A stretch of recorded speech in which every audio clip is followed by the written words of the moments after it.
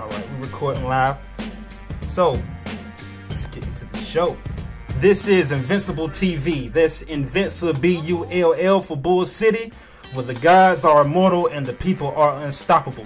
I am your host, IB Einstein, the local leader in black media. That's IB because I am that I am in soul, and Einstein because I am a development of intelligence and my human experience. So my purpose for this show is to shed light on people in the area that are like people in every city in America. The people in particular that I would like to bring to you are the builders. The people that are shaping our society who are not getting enough publicity on their works. I want to counteract the negativity with a positive public relations / propaganda campaign for black people. And with this awareness, while the audience is receptive to the message, I would also like to take opportunity to teach. And today on the show, we have graphic artist and businessman located here in the Bull City, Durham, North Carolina, Jay Martin. What's going on, people? Welcome to the show. How you doing, sir? Yeah. Get you on. Yeah. Still a little slow with it. Still first show. So how you doing today? Doing good, man. How about yourself? I'm doing great, man. It's the first airing of the show. I'm really excited. A little nervous. So that's to be expected. That's to be expected. So today You'll we got roll right through that. Today we're going to be discussing some of your business ventures. Okay. All right. So, what do you have in the making right now? Tell us a little bit about yourself and your business. Okay. Well, I'm a graphic artist, as he said, based out of Durham. Mostly what I do is paintings. As far as my business is concerned, I sell art locally right now, and that's about it. As far as I am concerned, I graduated from North Carolina A&T with a degree in graphic communications. I took that degree into a lot of different areas. Found out working for somebody wasn't for me. So after I found out that working for somebody wasn't for me, I started building my own stuff. Okay. So what's some of your influences in your artwork? My influence in my artwork, a major one is Bob Ross. You can't look at my art and tell that I'm influenced by Bob Ross, but Bob Ross is a major influence for me simply because everything that he did was out of emotion. A lot of artists think that's corny, that my major influence is Bob Ross, I guess because he was so mainstream, because he was always in television. But if you look at his work and understand who he was, you understand that all those paintings that he did was in a completely dark room. Okay. You know what I mean? It was all emotion based. Okay. Everything about what Bob Ross did was based on an emotion. It was a happy tree here. It was a big bold mountain here. Let's put a nice little lake here. You know what I mean? Everything was about emotion. And I try to draw for that with my art. Try to keep it emotion based. Okay. Yeah, not just coloring in the lines, basically. Okay. Yeah. And so what style do you consider your art? My art is a mixture. Mostly it's stenciling. A lot of it is painted. A lot of it is drawn. But for the most part, you can consider me a mixed media artist. A mixed media artist? Yes. So we see some political messages in here. We got one right here that says "Bye bye Negro League shopping, community sense." Yeah.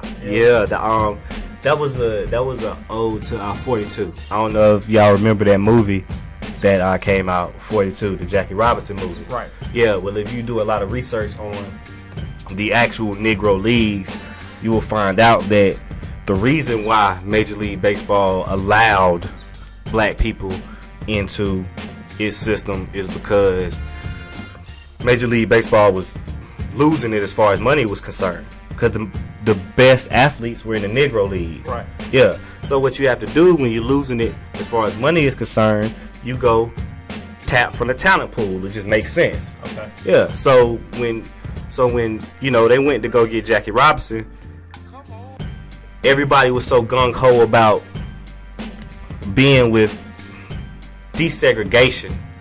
Everybody was so gung-ho about desegregation that they got happy about getting a black man into the major leagues, but they didn't realize what they gave up. And what they gave up was a league of their own. Right. Yeah, something that could provide prosperity in the community. And so I just felt the need to touch on that. We were celebrating a great man, and it's not to say that Jackie Robinson is not a great man. He is a great man for what he did, but we can't cut off our nose to spite our face. Right. Yeah. Yeah. So I also like, this is a silhouette paint. What do you have going on in the background? I don't know. I can't see. Which one is it? It's the same one, the Negro League. Oh, the Negro. Oh, okay. So, but it's a layer technique. So basically, it takes about a day to do. It's a layer technique. So, you know, you paint a layer, you draw on the layer, then you cover it. You paint a layer, you draw it, you cover it. You paint a layer, you draw it, and you color it. So it's about 4 to 5 layers in the background before you actually get to the picture. And the symbolism is basically, you know, we have a foundation of a lot of ancestors in our history. You know what I mean? And in order to stand on that foundation, you have to have a strong foundation. And since we have a strong foundation of ancestors, I felt like that needed to be expressed in some way in the painting, and that's the only way I could figure to do it.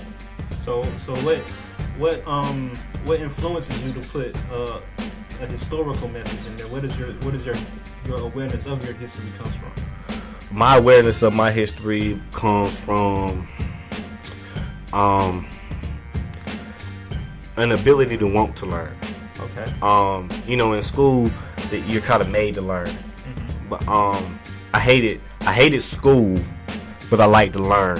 Yeah. So basically, I hated to do homework, but I like to learn. Yeah. And that's probably why I got through school, because it was easy for me to navigate through the test. Okay. You know what I mean? Because I would learn it. I wouldn't do my homework. I wouldn't turn in any work.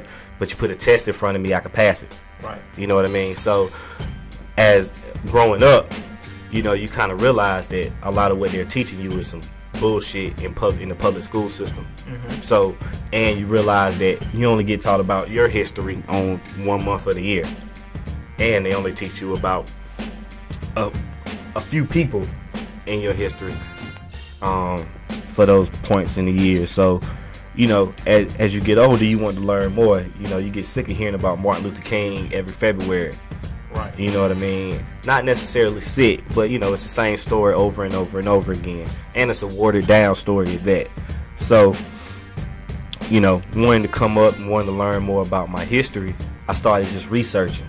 And you actually helped me with that too. You actually helped me with that. You sent me to a lot of people, such as Phil Valentine, such as Ivan Van Sertima, Bobby Hemmett, as far as a spiritual advisor. All these different people, Dr. Umar Johnson, all these different people that teach you about your history, and they give you different tidbits, and you can go research from there. And, you know, it gets the ball rolling. So who guided you while you were in school to study your own history, since they don't teach it to you? The person who guided me to study my own history was my parents. I can truly say that my parents did it. Like, when I was coming up, Budweiser has this poster, or Budweiser has this campaign of African kings. Yeah. And so what my mom did was she took the calendar and she cut all the Budweiser stuff off. And she cut all the Budweiser stuff off and cut out the actual picture of all the black kings, and she put them up in my room. Okay. When I was a baby. So these images I grew up on. Yeah. You know what I mean? So when you get to school and they're not teaching you about the images that you have up on your wall, you understand that something's missing. Yeah. Yeah. And I also remember, you having a political background, and I can see it expressed in the artwork. Yes. And where does your political background come from? My political background comes from actually just being determined. Just being determined to do something that they don't let a lot of us do as African American men, or as black men, or as, you know, just men in society, period. Men with this skin color. It comes from wanting to be involved in things that I couldn't be involved in high school, and wanted to be involved in things that I couldn't be involved in college because of my grades. So I kind of reached towards politics. Yeah.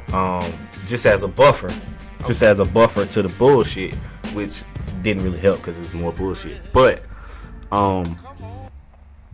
So in turn of reaching out to politics, I got an opportunity to be in a leadership conference where I was able to kind of hobnob and kind of guide my way to the halls of Congress and to the halls of the Senate and actually meet some of these people.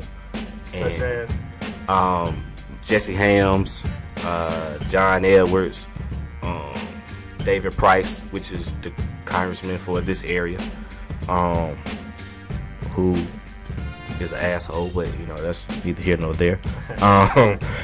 So after meeting a lot of these people and realizing that politics is some bullshit. I tell you an interesting thing. This is the interesting thing about it. You know, going into it, I felt like Jesse Helms was gonna be the biggest bigot racist ever. Right. You know what I mean? And then when I got there, he was cool. Yeah. He was cool as hell. Now keep in mind, he's a white man, and he's a white supremacist. Right. But in your face, he's cool as hell. Yeah. Yeah. So that's when I realized. That's when I realized that, you know, politics is only what you make it, and by what you make it, I mean politics is only efficient as far as your wealth is concerned. Mm-hmm. Yeah. So when I realized that, I wanted to get out of politics, but I still wanted to affect it. So that's why you see it in my artwork so much. Okay. Yeah. Okay. So you think you have more power in expressing yourself through the art and more influence that way. Most definitely. A picture tells 1,000 words. Right. Yeah. And it answers a lot of questions also. So explain this one to me. With the Oh, your arms are too short to box with God. Okay. This was one of the first ones I did like this, and it was actually after watching Phil Valentine. And basically what Phil Valentine was explaining was, as far as the triangles are concerned, the up triangle is a representation of man and the down triangle is a representation of female. Okay. So when you see the up triangle and you see the down triangle together, which you see in my artwork, it's a representation of male and female. Yeah. Which is God, which is, you know, my interpretation of God.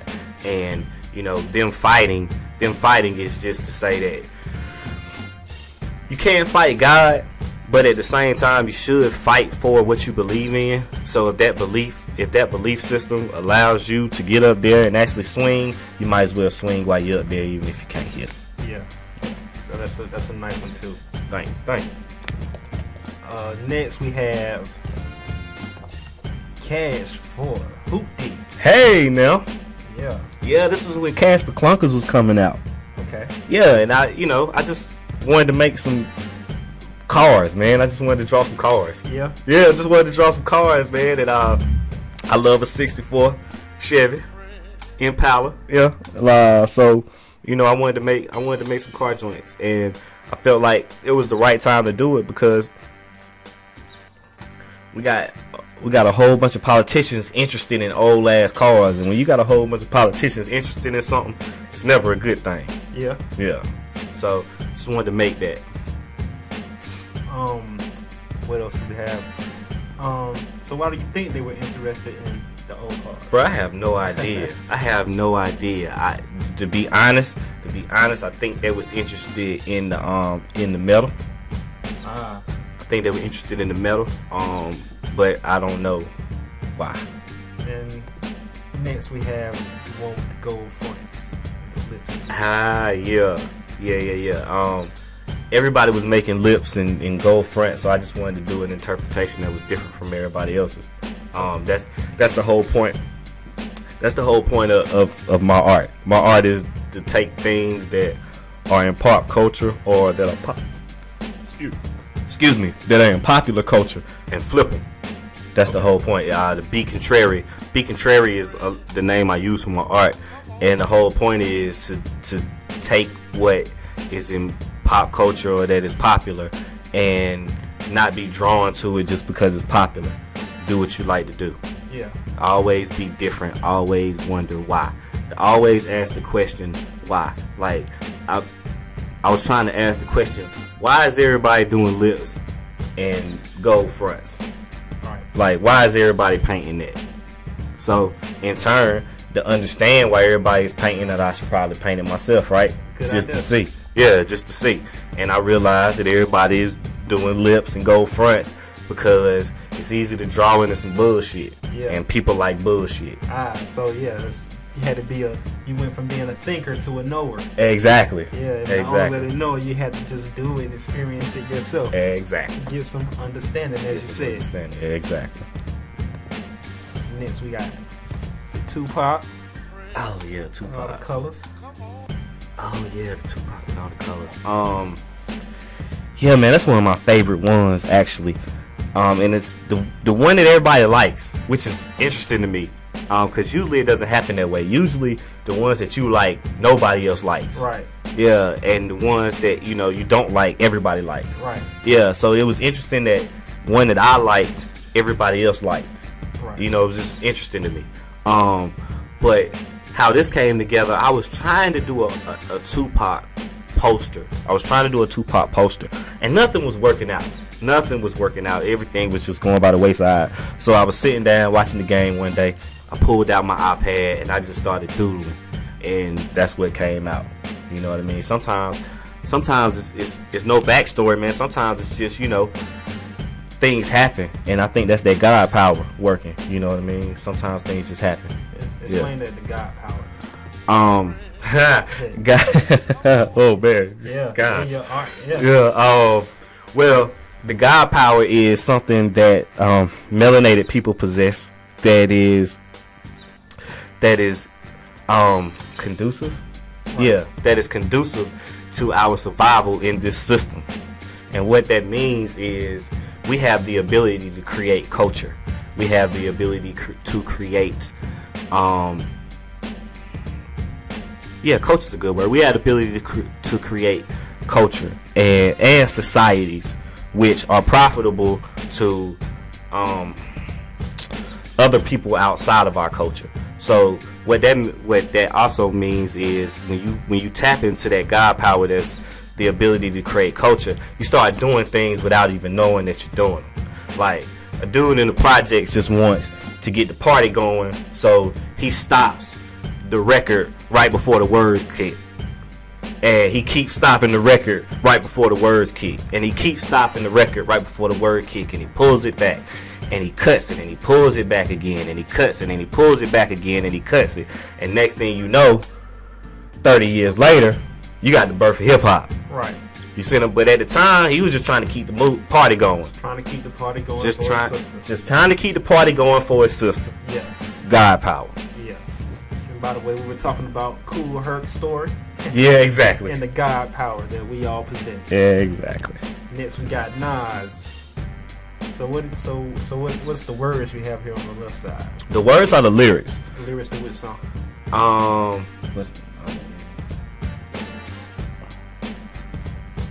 You know what? I don't know. I paint them, and then I leave them alone. Okay. The world is yours.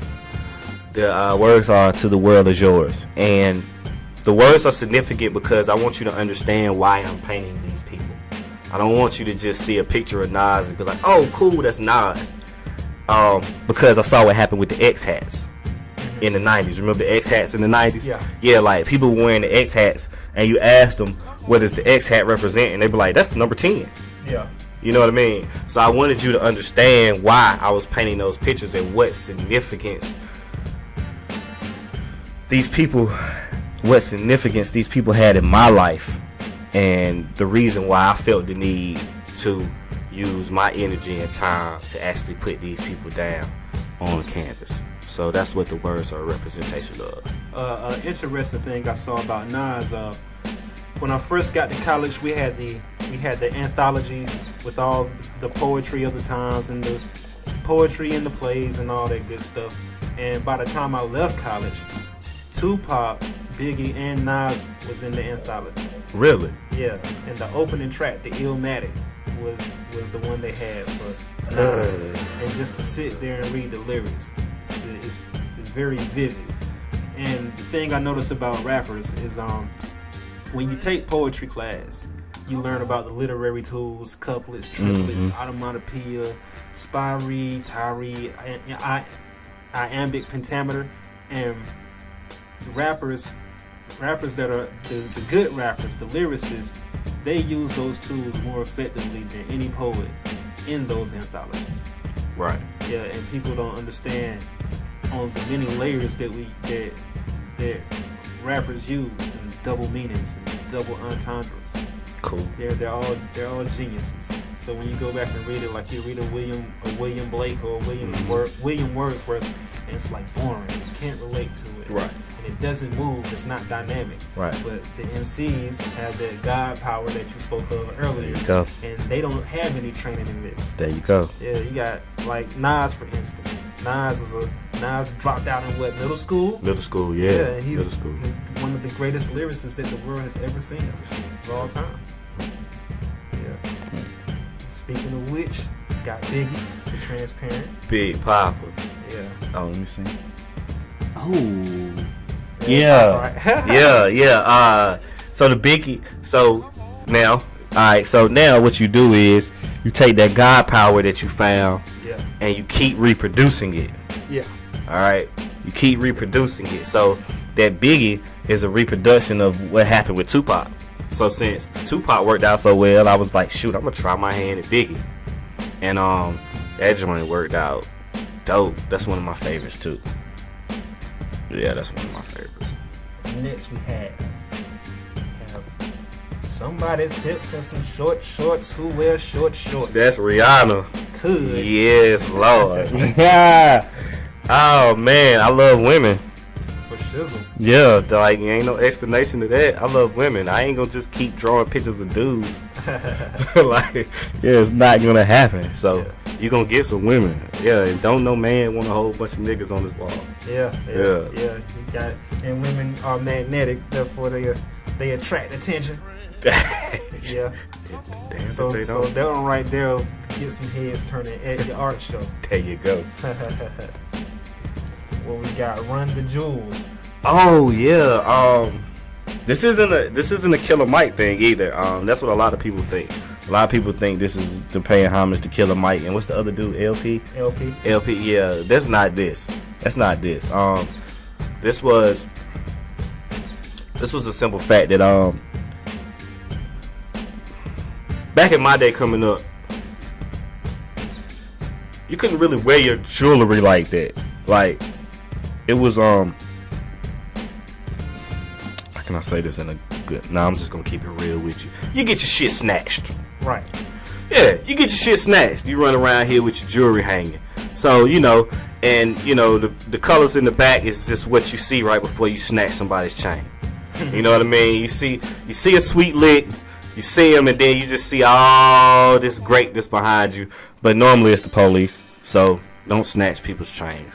Yeah, and it's all about the jewel. Like, you black the person out. Like, the person doesn't even And matter. the person doesn't matter. It's all about the jewels and everything behind what's gonna happen after you get them. Yeah. It's pretty good. That's pretty good. And next we got the SNOOPDOG. Snoop Dogg. Yeah, like how could I do a Tupac, a Biggie, and Nas without doing Snoop Dogg?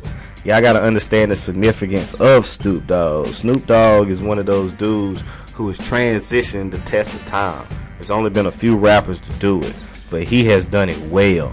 And to still be that guy and do that and become a man to the point where, like, he had a show on ESPN with his son. Does he? Like, yeah, his son's going to UCLA for football. Yeah, a show on ESPN with his son, Snoop Dogg. Yeah, like, for y'all that don't know, you run up on Snoop Dogg, you might get yourself checked. Like, Murder Was the Case wasn't just a song. Let me just put it like that. But yeah, man. So I had to do a Snoop Dogg, and the lyrics on here is No Guns Allowed, which is one of his songs. I just felt like it would be interesting to do one of his new songs on top of an old image of him. Yeah. Although I don't agree with the No Guns Allowed motto, it's him. Yeah, it's a representation of him. Yeah, and the thing I like about Snoop Dogg in his show you know, he's one thing that the media doesn't portray about us is a balanced image of us. Exactly. Like they don't show your rappers with families. That's a big thing for Snoop Dogg and T.I. as well, because like as the rappers have a different stress laid upon them. Like Al Pacino or Robert De Niro, they can kill a bunch of people in a movie, make all the gangster movies, but the public doesn't expect them to live up to that image. Exactly. Yeah, they Yep. And rappers, they look at rappers as a non-fictional character. Yeah. Yeah, and they think what you rap about, they expect that in your real life. Right. Yeah. Right. So they have that added social pressure. I agree 100%. And showing them with families lets you know. Yeah. And then we have Statue of Liberty with the dope spoon. Oh man, yeah. So that's what the United States does. I don't think we have to like go into a real big hum about it. Some people don't like this. Some people actually don't want me to do this painting. Some of my close relatives don't want me to do this painting. Oh yeah? Yeah, because they're scared. But if you look in the history of the United States, that's what they do. They sell drugs for profit. Yeah. Yeah. So you know, it's your liberty is worth the price of you cooking that crack. Yeah. The what you call the dope game. America is the biggest of it, and they got it from England too. So they actually, Britain got out of the slave trade because the overhead was too high and went into the drug trade. Wow. Yeah, and America followed suit. Wow. The overhead was too high. So, you know, the banks laundered dope money. Like a lot of the banks would be felons. The dope money didn't get laundered, such as dope produced Miami. Yeah, exactly. Dope built Miami. Yeah. So the overhead was lower. So like when you read the history books and they say Marco Polo or Christopher Columbus was trying to go around the tip of Africa to get to India for spices. All right. Herbs and spices. All right. And Marco Polo walked to China for herbs and spices. Yeah. Yeah, it sounds like code word to drugs to me. Wouldn't happen to be opium over there, would it? Happen to be opium and start a whole opium war with China. Yeah. The people doped up. Sounds about right to me. So they don't even care. Yeah. Yeah. Yeah. See, you a little bit more knowledgeable than I am on these subjects. I do a lot of things from experience. Yeah. So you know, I ride down the street and I hear people talk about this is your brain on drugs and don't do drugs and this and that, and then you know you ride down the street half a mile and every corner you see a Walgreens or a CVS. Yeah. Yeah. And we're in Durham, the city of medicine. So with that being said, drugs is very profitable. Yeah. If you know what you're doing. Yeah, and Glaxo is up the street. Glaxo is definitely up the street. Glaxo is definitely up the street. Yeah. So and they got mad animals in Glaxo, just to let y'all know. Yeah, I've been in there. So Glaxo manufactures the dope, and then in the city of medicine, Duke University pumps the dope. Yeah. Yep. And they got little dope houses called CIAA. Exactly. All over. Exactly. And then next we have Big Crit. Big Critical. He's like a people's champ right now. Yeah, I would say so. Big Crit. I always like to do people who give me life experiences. Yeah. And we went to the Big Crit show down here in Durham. Well, that was Chapel Hill, Carver. The world famous Cat's Cradle. The world famous Cat's Cradle. Everybody goes there. So, you know, I like to do people who give me life experiences, and Big Crit definitely gave me a life experience by seeing his show in Cat's Cradle. So I definitely had to do a Big Crit. I don't know what song is gonna go on him yet. It's probably gonna be The Vent or Small as a Giant. I don't know which one yet. So this is an unfinished work right here. This is an unfinished work right here, but I like it so much that I just wanted to show it. And then one that I have the first print of. Oh yeah. Power in the Hair. Power in the Hair. This has a lot of layers. And the biggest layer is, and this is personal for me. I have a daughter. For those that don't know, I have a daughter and a son. And one day my daughter came in the house and she was very upset about her hair. Really upset about her hair, and she was so upset that she was like, I just can't wait to get my hair straightened. Wow. And it really fucked with me, man. Yeah, so I was like, damn. You know, this little girl, she doesn't know anything about, you know, she don't know anything about nothing as far as the social constructs about having straight hair is easier to make it in society and all these things, all the nuances of it. All she knows is I just want my hair straight because I see everybody else with straight hair. Yeah. You know what I mean? And then I started seeing all these, and then I started, at the same time I was seeing all these girls go back to natural styles. And I started seeing the dudes grow their hair out. Okay. And the more I saw, you know, things changing around this hair, I started seeing like the guys not giving a fuck and the women not giving a fuck neither. You know, it's like y'all gonna take me for what my hair is. Yeah. I was like, yo, it's power in that. Yeah. I was like, so it's power in that hair. It's power in that hair that you have. And if you believe in the Bible, that's easy for you to understand because of Samson.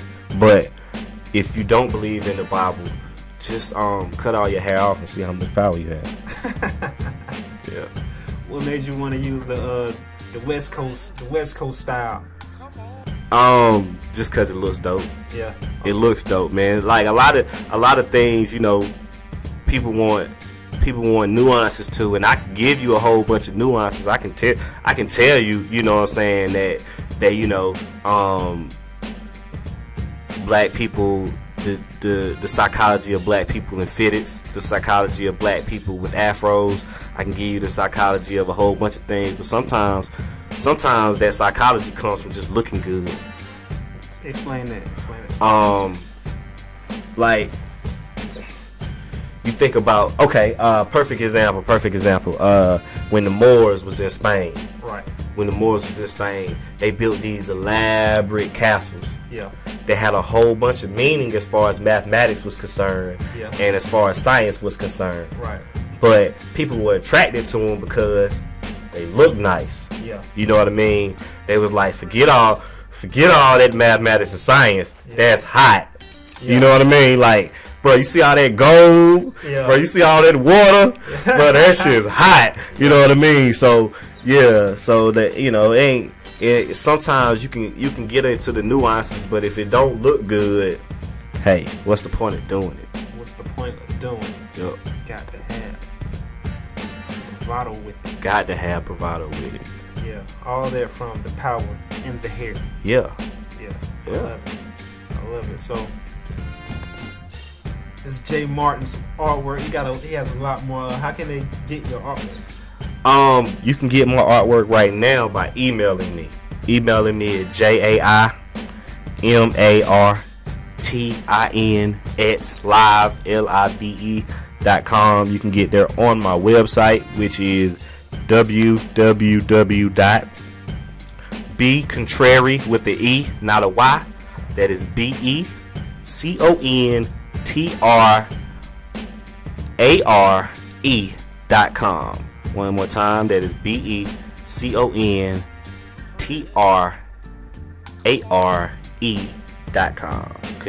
Do you have an Instagram or a Facebook account? I do have an Instagram. My Instagram is also Be Contrary. You can go on Instagram and see what I'm doing at the time. Yeah, that's B_contrary with the E. Okay. Yeah, B_contrary with the E. Just take contrary, knock the Y off, and put an E at the end. All right.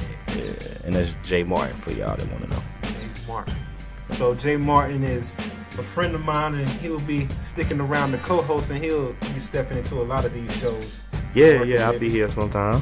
He was very instrumental in helping me set this up. Hey man, you had the God power. Yeah, so we just using the same business model from my rapping days. Yeah.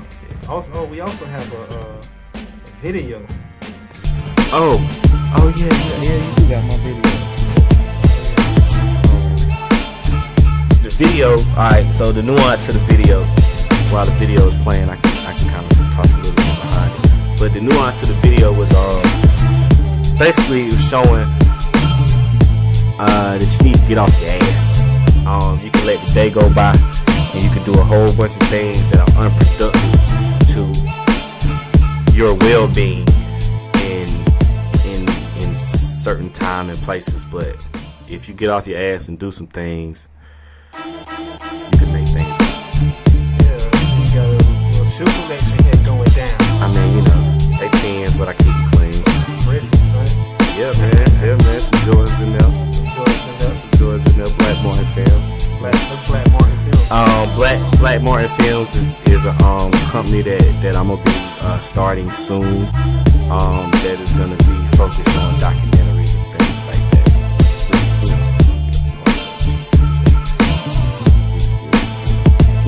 I'm not gonna give the people everything right now, but yeah, let's keep the documentary. yeah, let's 2 hours right now. Got a whole lot of writing. But Black Martin Fields is gonna focus on documentaries, a lot of short. I want to do a lot of short films. Okay. Do a lot of short films, and just things of that nature. Just creative, just being creative, man. That's the goal. The goal that we want to present, that I want to present in my artwork, and be contrarian and Black Martin is just be creative. We're just not as creative as we used to. It's because it's so easy now.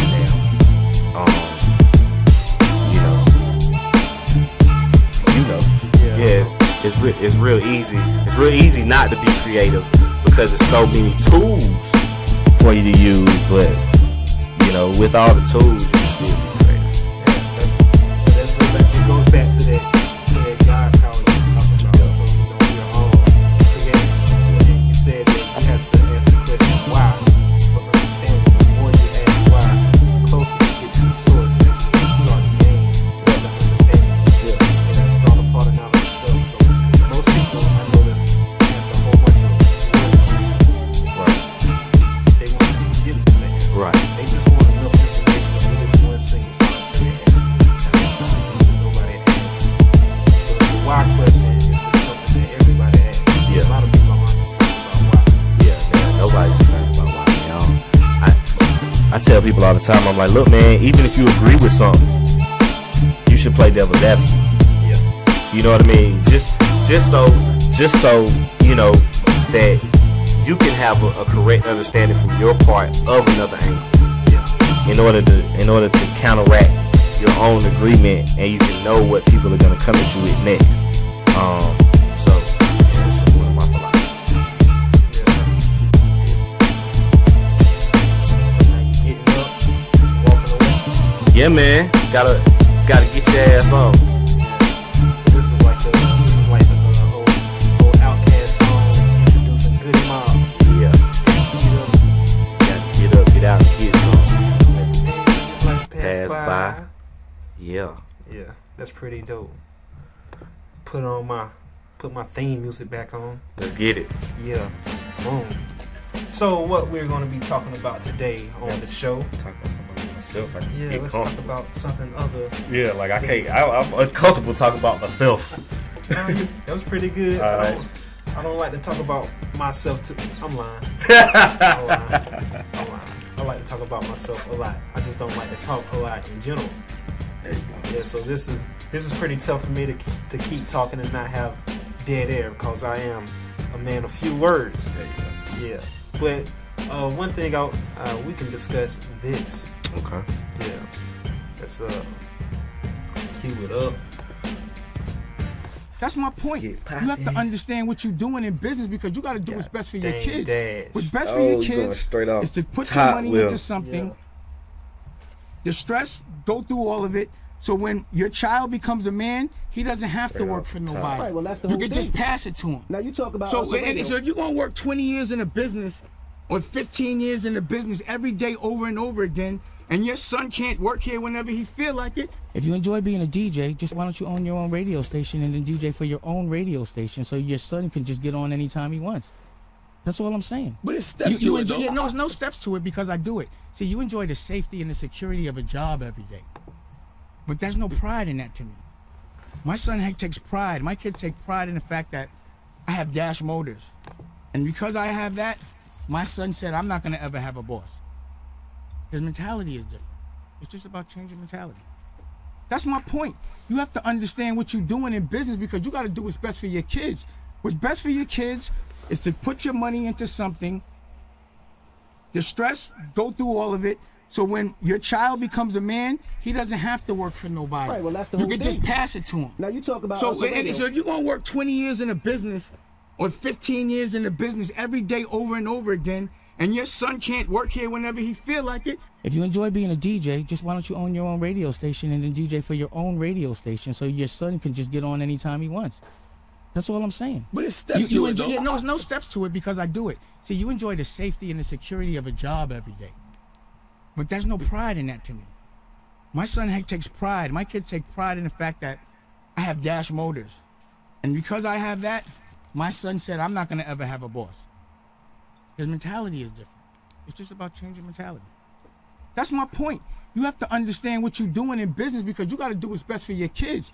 What's best for your kids is to put your money into something, the stress, go through all of it, so when your child becomes a man, he doesn't have to work for nobody. Right, well, that's the whole thing. You can just pass it to him. Now you talk about... So if you're going to work 20 years in a business or 15 years in a business every day over and over again, and your son can't work here whenever he feel like it. If you enjoy being a DJ, just why don't you own your own radio station and then DJ for your own radio station so your son can just get on anytime he wants. That's all I'm saying. But it's steps to it, though. Yeah, no, it's no steps to it because I do it. See, you enjoy the safety and the security of a job every day. But there's no pride in that to me. My son takes pride. My kids take pride in the fact that I have Dash Motors. And because I have that, my son said, I'm not going to ever have a boss. His mentality is different. It's just about changing mentality. That's my point. You have to understand. These niggas is roach. These niggas is mere motherfucking mortals. Yeah, he's saying the same thing. I'm trying to push you to supreme being. Yeah, it's talking about... You don't want to motherfucker. You don't want to embrace your destiny. You want to get by. You don't want to go into the motherfucking dark where it's lonely. You can't handle the motherfucking, the pain of the motherfucking not knowing when shit is going to stop. You fucking want to walk around these niggas. The fuck is they culture?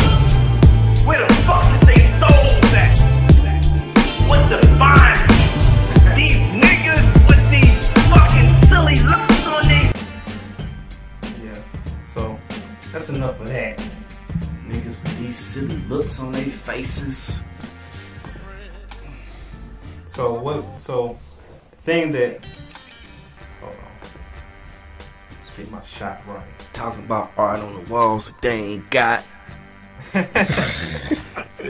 You wanna walk with them or you wanna walk with God? Make up your goddamn mind.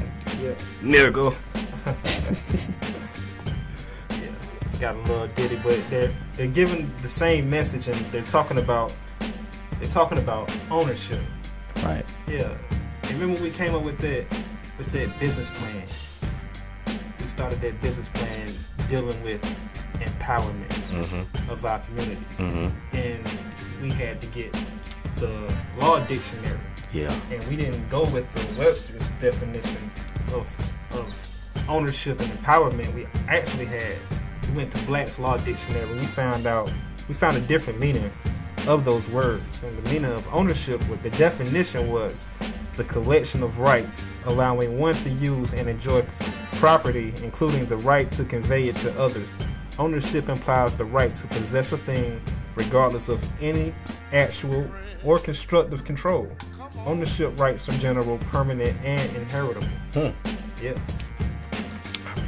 And so the key word in there was possession, and possession is the fact of having or holding property in one's power, the exercise of dominion over property, the right under which one may exercise control over something to the exclusion of all others. the continuing exercise of a claim to the exclusive use of a material object. Yeah. So, in order to have power, you're gonna have to break that down for the people, man. So in order for you to empower yourself by owning something, you have to make it exclusive to you, according to the definition. Exactly. So when we have all these include everybody doctrines, oh, you can't make it just for black people. You have to include everybody in it. Right. According to that definition, that makes you weak. Exactly. It dilutes your power by making it inclusive. It means you don't own nothing. Yeah, you have to make it exclusive to you and hold dominion over that. Exactly. Yeah, by possessing property. And makes sense to me. And it said it's inheritable. And it can be passed down to you, but you have to own something to pass it down from generation to generation. And so the point that Dame Dash was making was, let's say you work all your life and say you get paid $50,000 a year. Nobody's going to pay you $50,000 a year if they're not making $50,000 off of you. Shit, then nobody gonna pay you $50,000 if they ain't making $100,000 off of you. Right. Yeah. So when you're the owner and you don't have a boss, you get to keep the whole $100,000. Exactly. And also, let's say you work for these companies for 30 years and you get to retire, and then you die, and they just give you enough to get by a job. We say it's an acronym for just over broke. Yeah. Right. Yeah. You don't really make enough to make your own moves. You get just enough money to where you become dependent on that job. You really don't get enough to get independent with it.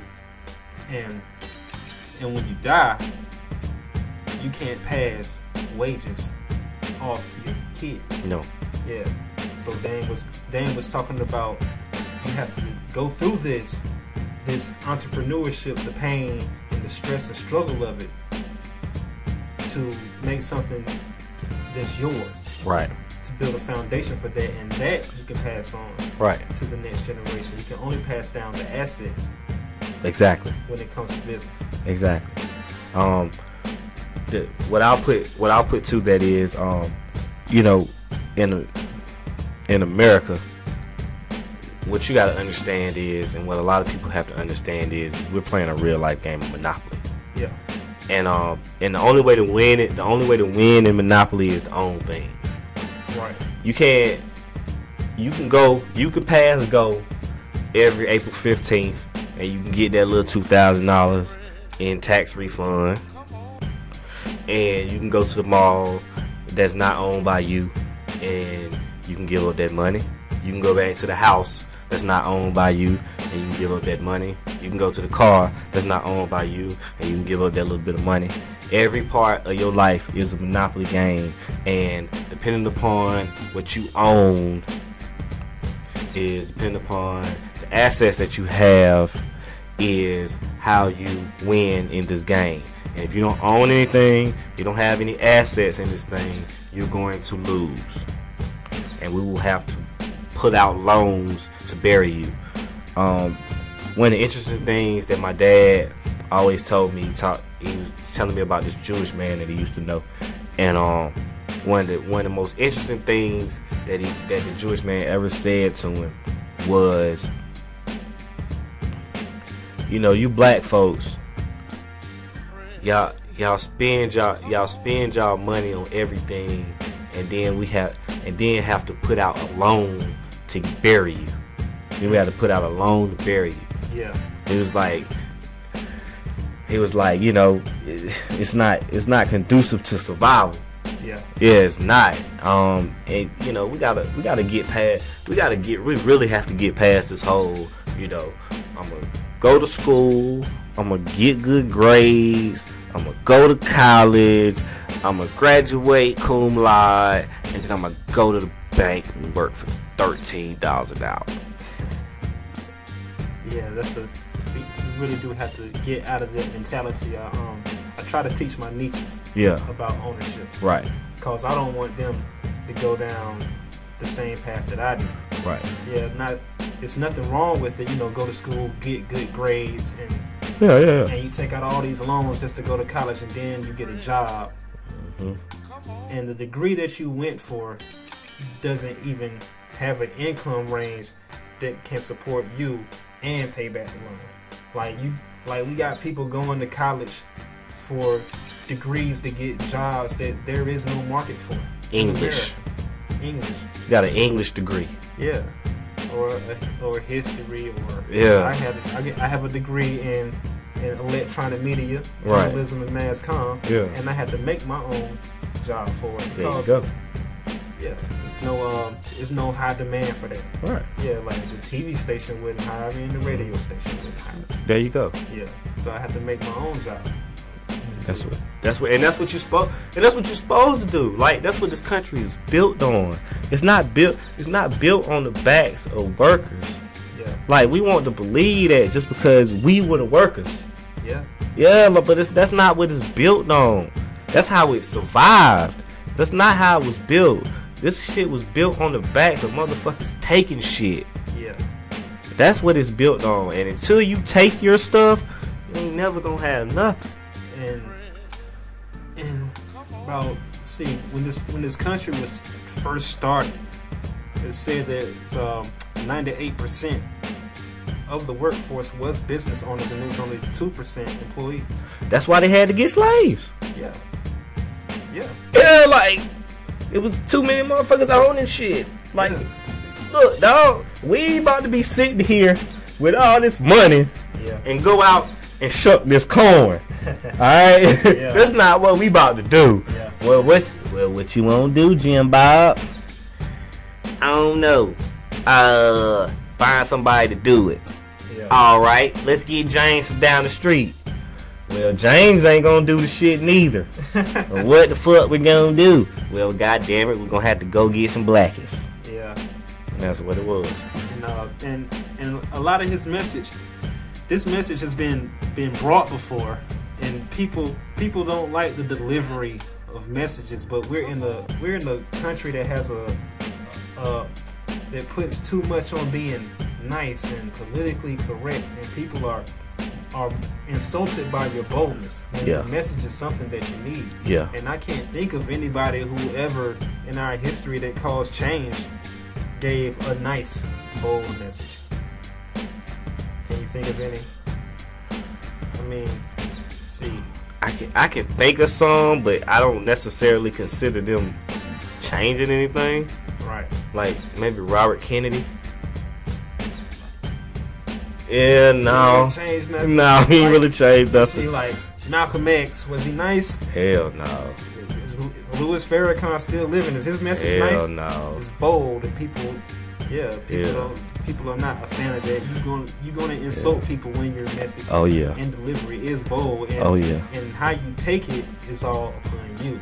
Yeah. Receiver. It shakes things up inside of you for your own personal prejudices that you have about yourself, and not even the next person. Yeah, exactly. Yeah, and like Kanye West brought some of the same message. He did. Yeah, he definitely did. He was talking about ownership and empowerment. He wanted to go to the fashion industry, and he didn't want to go as a job where they break you off some little cut. Like, we'll give you $1 million to design a shoe. Right. We're gonna make $50 million off of. Like he's been an owner. Always been an owner. Yeah, he's always been an owner. He knows the power of ownership, and he said his reason was to pass it down to his daughter. And the reaction was people that are people with a job mentality and not an owner mentality. Yeah. It's two different mentalities. Those are the only people who got upset by Dame. The only people who got upset by Dame are the people that have what he's talking about. The only reason you can't be a business owner and get upset by what Dame Dash is saying. I don't know anybody that works for a job and owns a business too. Everybody I know that has those two things together, they agree with that. Exactly, because once you get out of the fact that he's coming at me, once you get out of that mode, you can cipher through the different nuances of what he's saying and get to the meat and throw away the bone. Right. You know what I mean? Like, yeah, he's talking to you rough. Yes, he's saying some things that make you uncomfortable. But maybe uncomfortable is what you need to be. Yeah. Yeah, like maybe you need to get up off your ass. Yeah. There's no production. There's no production or evolution in comfort. Yeah, nah. Yeah, never has been. It's stagnant. That's a state of stasis. Yeah. Yeah. Yeah. And there's no growth in that. That's never. In numerology, 0 is perfection. And perfection is equivalent to death. Yeah, perfection is death, right? Yeah. Yeah, perfection is death. You're only perfected in death. You're only perfect when you're dead. Yeah. Yeah. And another message that was delivered was transcending the slave mentality when it comes to business. Right. Okay. And people were uncomfortable with looking at their job as a form of slavery. That was another discomforting thing about the statements. I'm pretty sure slaves was uncomfortable looking at their plantation as slavery. Yeah. Yeah. I can understand that. Like, I can understand you being upset. Like, I can understand you saying, yo, I'm not no slave. They paying me to do what I'm doing. But on the same end of that spectrum, are they paying you just to get the money back? Or are they paying you for you to build yourself? And that's what you got to understand. That's when the white supremacy kicks in. And that's the thing that the Breakfast Club, and I've noticed Dame understands, but he's not gonna touch. And I understand that. But you know, look around you. What actually do you own? Right. You know what I mean? Yeah. What actually do you own? So you get that little $1,000 check every 2 weeks, and you come out here and you gotta buy groceries. It's not owned by you. You come out here, you gotta buy toilet paper. It ain't owned by you. Nope. You come out here and you go to Bojangles. Excuse me. It ain't owned by you. Yeah. You come out here and you do all these things. Power company. Yeah. Television. Taxes. Taxes. Yeah. What? Yeah. Shit ain't nothing. Ain't none of it yours. Ain't none of it yours. That house you go to, you pay the mortgage on it. The bank owns it. Bank own that. Now, I don't know how many black mechanics and farmers ain't a black bank no more, is it? I don't know. I don't think so. I think it still is. It still is a black bank? Not sure. Don't even quote me on that. I don't know nobody with a mortgage from mechanics and farmers though. I don't either. Everybody I know with a mortgage, Wells Fargo or State Employees Credit Union. Right. We in Durham, so y'all know what that is. Yeah, the bank still own the car. Bank still own the car. Yeah. What is yeah. yours? As soon as you pay the car off, you know you're gonna go get a new one. Yeah. That's how we do. Right. Yeah. That's how we do. So are they giving you that money? Are they giving you that money for you to go benefit yourself?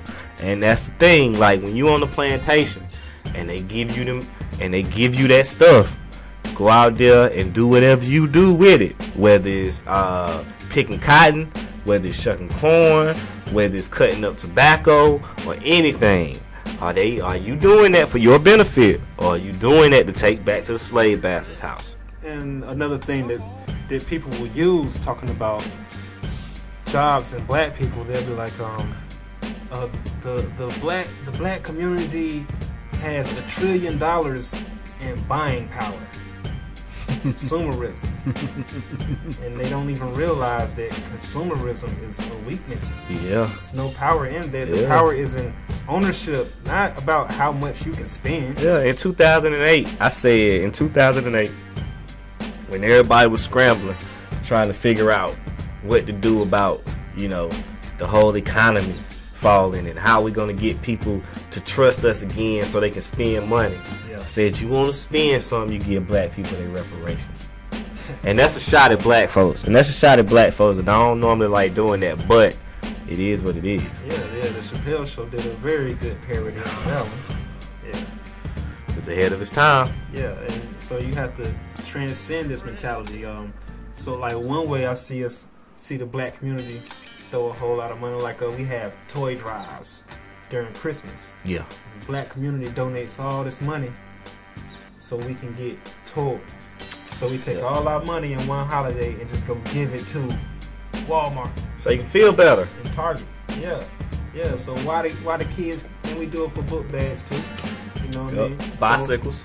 Bicycles. So why the kids' parents can't get them toys? Because they don't have a job or own anything. Yeah. Why they don't have either? Because they don't have the education qualifications to get it. Okay. And why? And so that money could go to build schools, because we also have black schools that's closing right in our faces. Right. And we have $1 trillion in buying power, but we are consuming with our buying power. Right. Exactly. Yeah, and $1 trillion is only powerful if it's $1 trillion in building power. Buying power. Or if it's $1 trillion in ownership. Like that's what like people don't understand. Like when you get that type of money, you don't just put that money in the bank. No.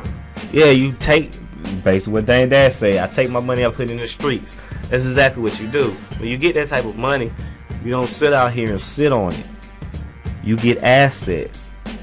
Art is an asset. Yeah. Like people buy. Like I think it was a Basquiat that went on the market at Barney's auction. And people know what Barney's auction is. It's a big auction house, and it went for $55 million. Wow, $55 million, right? And I was having a conversation with a few people as we watching it, and they were like, "Yo, I can't believe this stuff is going for this much." And I was like, because it's not art anymore. It's an investment. Right. It's somewhere where a person can put his money. So when he looks on the wall in his house, he says, okay, that's $55 million, that's mine. Yeah. You see what I'm saying? He don't look at that. He doesn't look at that as a Basquiat painting. Even though it might be a nice painting, it might be beautiful, but he doesn't look at it like that. He looks at it like, okay, if I need $55 million, I can go give that away. Yeah. You see what I'm saying? Yeah. So when you get those billions, it's like, okay, I'll buy the Bobcats. So if I need $6 billion back, I bought the Bobcats for $5 billion. If I need 6 back, I can just sell the Bobcats. Right. You see what I'm saying? And that's the difference. Like that's the difference. If Dame needs, like people talking about Dame's broke. If Dame needs money, he just sell one of his businesses. Yeah. You see what I'm saying? Right. Yeah. Like you can never be broke when you own stuff. Yeah, and cash is and the cash is just to keep you liquid. Exactly. Yeah, that for you to have liquidity. Right. Yeah. So like your level of debt doesn't even matter like that, as long as you still have the liquidity. Yeah. Yeah. Like Donald Trump went bankrupt 4 or 5 times. Yeah. But he never lost the liquidity. Let me explain something to people also with the Donald Trump bankruptcy thing. Like Donald Trump went bankrupt so he wouldn't have to pay people. Right. Like let's understand that. Like it's basically like you going into a store, you buying a TV for $5,000, right? And you leave the store and you go file bankruptcy so you don't have to pay the $5,000 for the TV. Yeah. You see what I'm saying? Bankruptcy stops you from getting stuff on credit. Well, Donald Trump has $5 billion, so he don't need to buy nothing on credit. So filing for bankruptcy just helps him steal, basically. All right? That's what it is. That's why he files for bankruptcy so much. Yeah. And he's got y'all fooled. He don't have me fooled, Donald. I know you stealing. And then another thing he touched on, which is very important as well, is people not in our culture profiting off of our culture and exploiting us with our culture. Yeah. And a lot of people don't. Can we say names? Yeah. All right. Yeah. So a lot of people don't look at people don't even realize what we do every day as a culture, like hip hop as an indigenous black culture. And people like want to disassociate themselves with that culture. And what the culture is there for. The culture is there to protect you and produce for you and shape your social environment. Okay. Yeah, and it's for you to profit with your own culture. Right. Yeah. And then people who's never been a part of the production of any of our black culture comes in and exploits us and turns us into wage slaves and takes the ownership away from us. Right. So, like, for instance, say I sample one of your songs. Right. And the record company will sue me, but they'll make it look like you suing me. Right. Because we got the God power, we just produce, we just create. Right. And if you take ownership of an idea, you stop the flow. You stop the liquidity of ideas. Right. But these people who can't even produce such, they'll come put a copyright on an idea and they'll sue you. And so it's a divide and conquer. Yeah. But it's against each other. Yeah. Yeah. And then that exploitation guts out the culture. Yeah. Then you don't have any culture left. Yeah. Yeah. And then once you take the culture, it's like taking the soul out of the culture. And once you take the soul out of it, then it can be reproduced for mass production. Once you take the soul out of it. Yeah. Yeah. Rinse and repeat. Yeah. We are a spiritual people, so you got to have that soul. Yeah. Yeah. Yeah. Like long as we had a soul in it, people can't reproduce that. Yeah.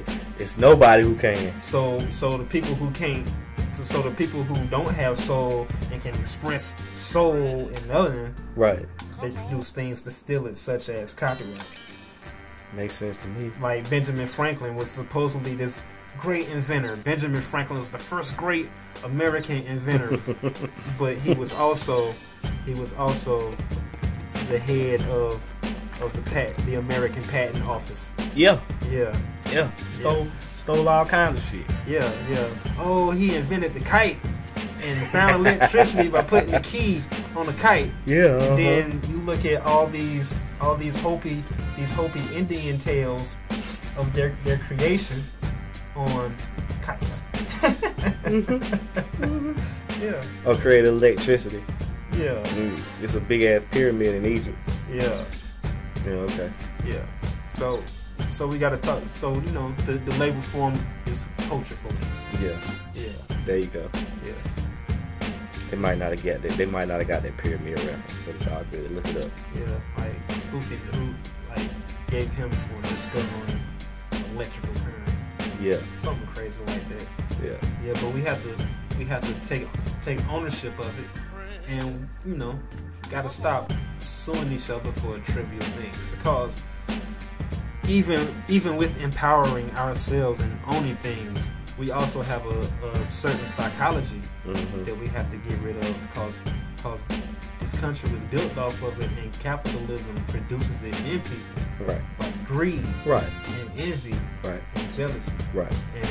And you own it to share. Gotcha. Yeah. Our concept of ownership is to share it. Right. Like you can't own land per se from the Native American. Exactly. Yeah, you can't. Yeah, it's ours. Yeah. Yeah. So like, even if you die, that land is still yours, and people can't build. Right. Exactly. Yeah, and that too stops culture. Stops producing culture. Makes sense. Yeah. And what else? What else is going on in the world today? It's March, so we also have March Madness. Oh, good old hoop talk. Yeah, good old hoop talk. So yeah, Kentucky's undefeated, but also we're undefeated. Shout out to everybody that's watching the game.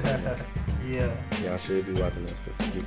But to stay on the subject of ownership in our culture, we had a tweet from Bill Maher. And Bill Maher said that, what did he say? He said March Madness really is a stirring reminder of what America was founded upon, making tons of money off the unpaid labor of black people. Yeah, so shout out to Bill Maher for trying to get black people to like it. People want to get into the conversation of should student athletes be paid. Ooh. And I think they should. I've seen many a starving athlete. I have too. Yeah, I have too. Yeah, a lot of starving people in college, but for your athlete to starve, is bringing in millions and millions of dollars to your school. It's another thing, but that's not. I have a different take on that. Yeah, okay. Go for it. All right, so as far as paying athletes, I don't feel as though the school should pay them. Right. And because I think it would be too much of a burden on the school. Because they are students, they are not employees. Yeah. And if you start treating them as employees, that takes away a lot of things from them. It takes away more stuff from them than they would be getting as far as a pay scale. With that being said, I believe that they should be able to get their due value on the open market, which they are not able to get now. So basically what I'm saying is, if you're a 5-star recruit, and you come into your university and you kill your freshman year, right? You can't do anything to make money. Like, if you're a 5-star recruit, yeah, and I'm me, and you just dropped 20, and I want to give you 600 right now, yeah, that's against the rules. right.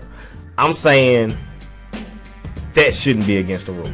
I understand that. I'm saying if a college athlete want to get a job, he should be able to go out and get him a job. Yeah. I'm saying if the car dealership down the street want to pay Marcus Page $8,000 to shoot a commercial, Marcus Page should be able to shoot a commercial. Right. Yeah. I feel that's a better thing to do than actually having colleges pay their students. Yeah. Because yeah, that's all good for Carolina, Duke, Auburn, Alabama. Like, they got money's mammy. They can pay whoever the hell they want to. Right. Yeah, but you start getting into schools like Central, High Point, you know what I mean, these smaller schools, and you asking them to pay the football team, the basketball team, the baseball team, Right. girls soccer, Yeah. you know what I mean, girls volleyball. And they should pay them with what they're currently paying them with the education. With the education, like, you still getting the education. That's not enough. Right. That's not enough. We're not saying that's enough. Well, all I'm saying is you should at least be able to sell your books back. Come on, NCAA. Let me get my books back. Yeah. You know what I mean? Like, when I was in college, I used to see the sign when I used to go sell my books back over the bookstore. If you're an NCAA student athlete, you cannot sell your books back. Wow. You know what I mean? Yeah. Like, let them make their money on the open market just like the rest of us were. If I wanted an internship in college, I could have gone out and get me an internship. If I wanted to work at Foot Locker, I could have gone out and worked at Foot Locker. Let the athletes do the same thing. The point he was making. Oh yeah, I got off point. My No, bad. that's a good point. The point he was making is, black people built this country. Okay. And black people built a lot of these colleges. A lot of these colleges around here has an ugly history dealing with slavery as well. Shout out to Duke Plantation. Shout out to, the Tar Heels. That comes from the Civil War. Mm-hmm. Yeah, because they wanted to keep slavery down here. Yeah. And Duke was built off slavery. They say tobacco, but we know the Dukes didn't get out there and build tobacco. Nope. And shuck corn and treat tobacco. No sir. Picking tobacco is a very tough job. Can you imagine my Duke out there trying to pick up some tobacco? Who? Mama Duke. Nah. Nah. Yeah, right. Right.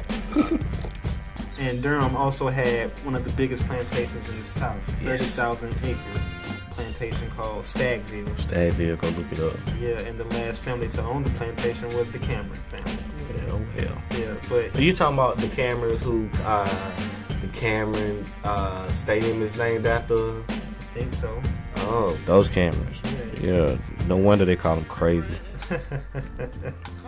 Devils, Blue Devils. Yeah. So let me ask you a question real quick before we get. I'm sorry. All right. I'm sorry. Let me ask you a question real quick. Yeah. Let me just hypothetical. You don't even have to answer it. All right. But how can you call yourself a Christian and root for the Blue Devils? Because it's a cool thing. All right, cool. Get back on top. My bad. Devils stay winning, son.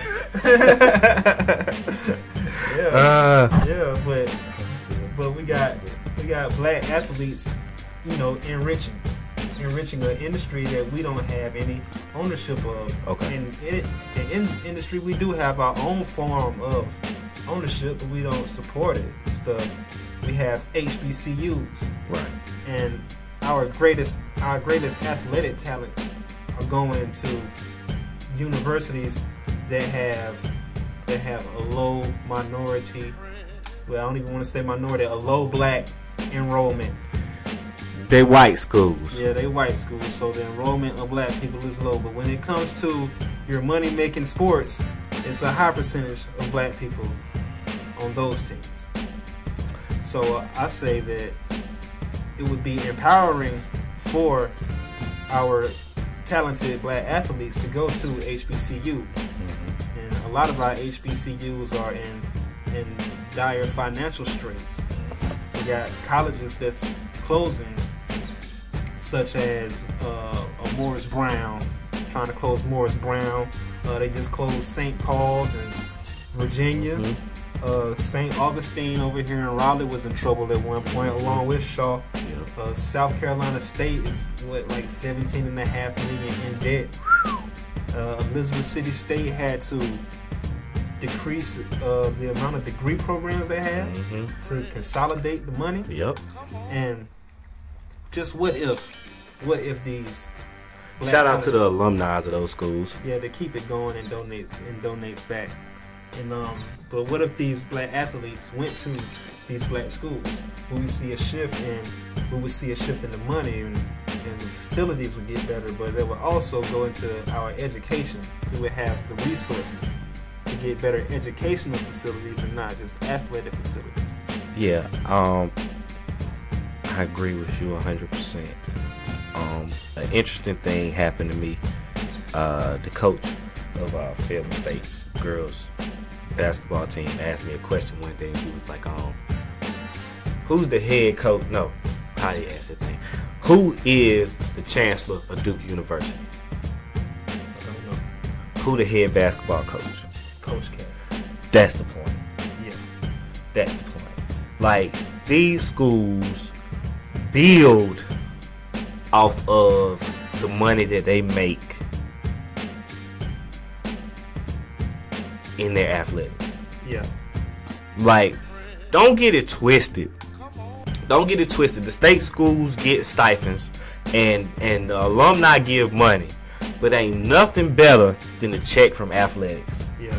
I think they said that the ACC made $38 million by all the teams in the Sweet 16. Wow. $38 million. That's the ACC. Yeah. Just the ACC. Just the ACC. Yeah. You know what I mean? So, like,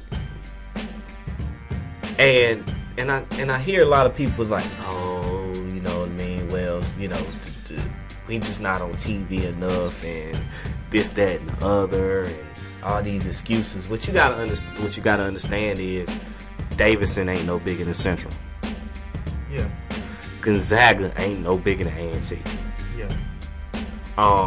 VCU, all these are mid-majors. Yeah. Like, all these teams are mid-majors. Yeah. All it takes is winning. That's all it takes. All it takes is winning, and it change your whole program. Yeah. Boise State. Ain't nothing big in Idaho. That's what I'm saying. Like, all it takes is winning, and until we start supporting our HBCUs and not downing them, we're never gonna produce the talent that all these other schools produce. But I have to say this. For all the people who do go to historically white colleges,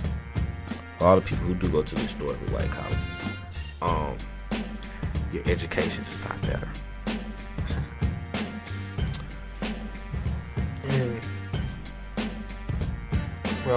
And so one way we could support schools, I mean, we have the money to do it. We have our $1 trillion in buying power.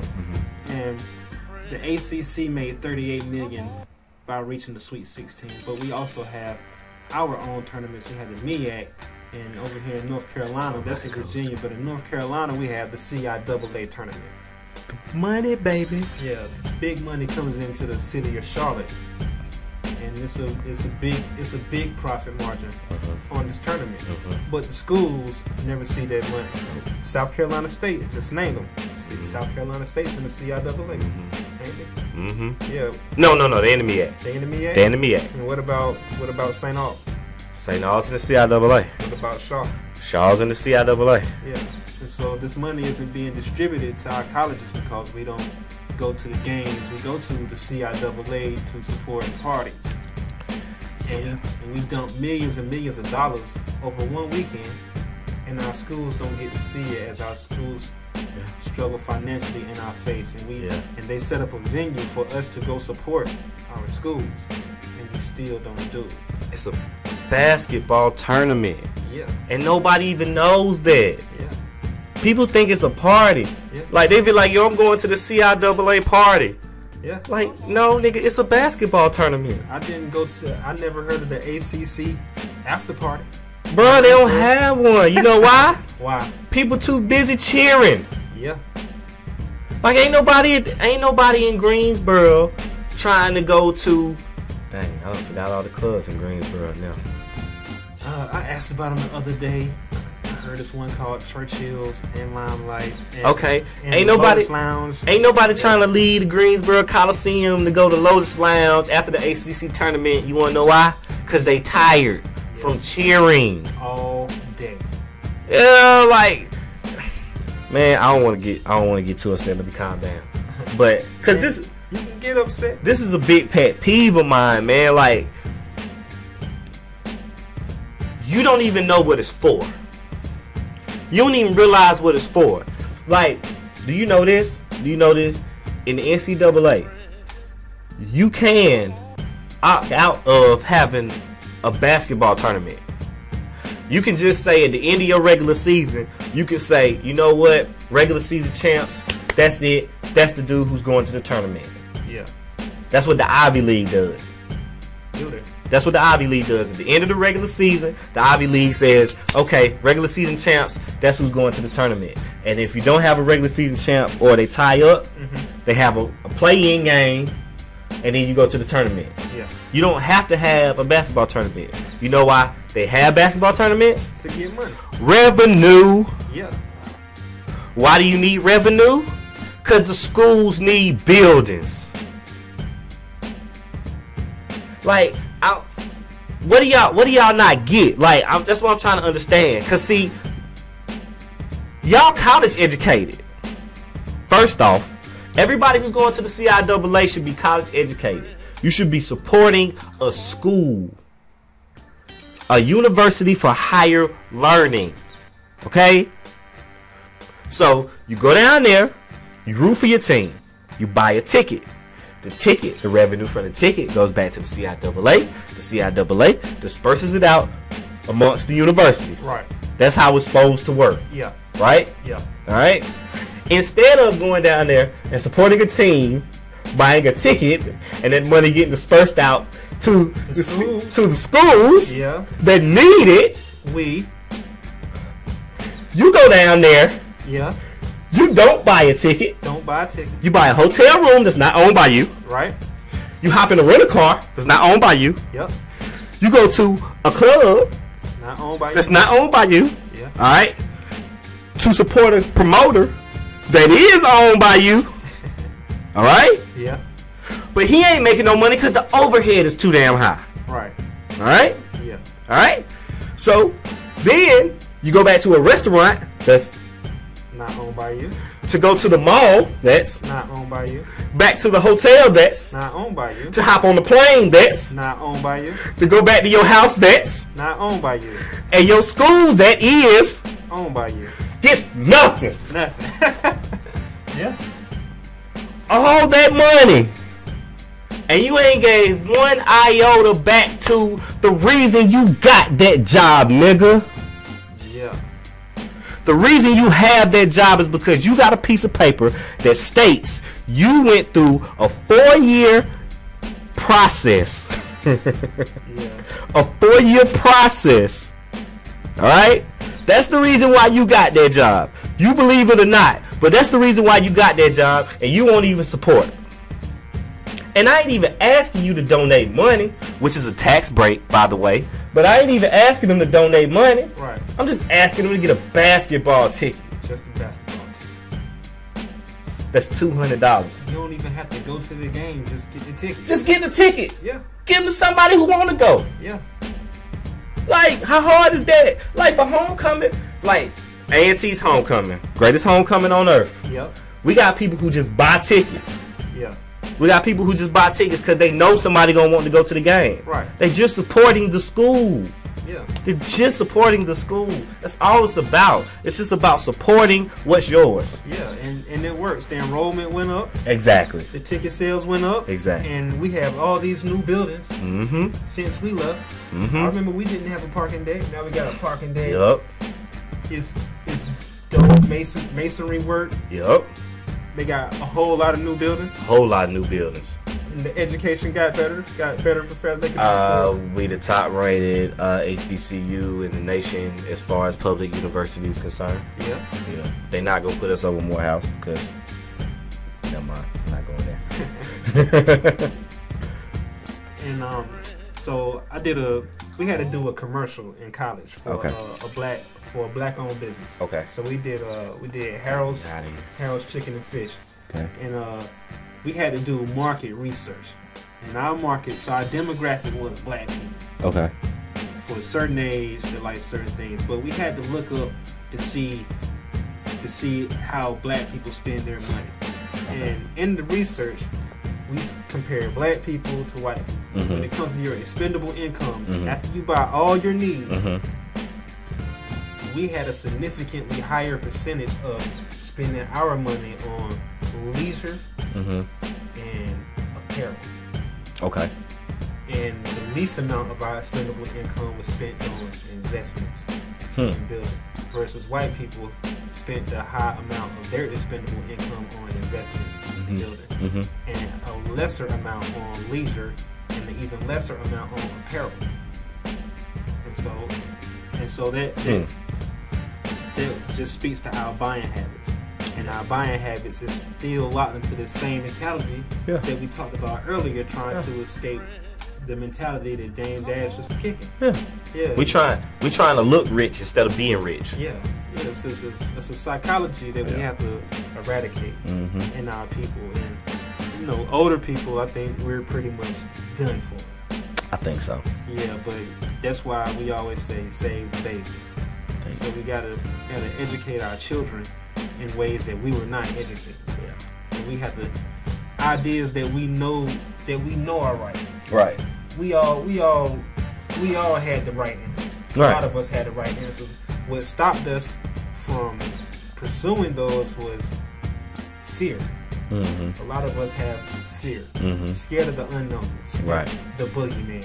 You know what I'm saying? We're scared of the boogeyman. Scared of the boogeyman. And your children have not developed that fear yet. They still think that they can accomplish anything in this world. And so you have to put ownership in their head early. In their head early. So they don't develop this mentality that we had. Because we believed in the dream that was sold to us. Which was sold to our parents. So each generation does a little bit better, except for this one. This is the only generation that didn't do better than the last generation. And now we are bombarded by this psychology. And so now it's time to try something new and educate the next generation to do better than us. It takes a conscious shift. And we have to do it with things like this media. We have to use the media to change the psychology within the people, because you have to put it inside people's minds for it to manifest in the physical.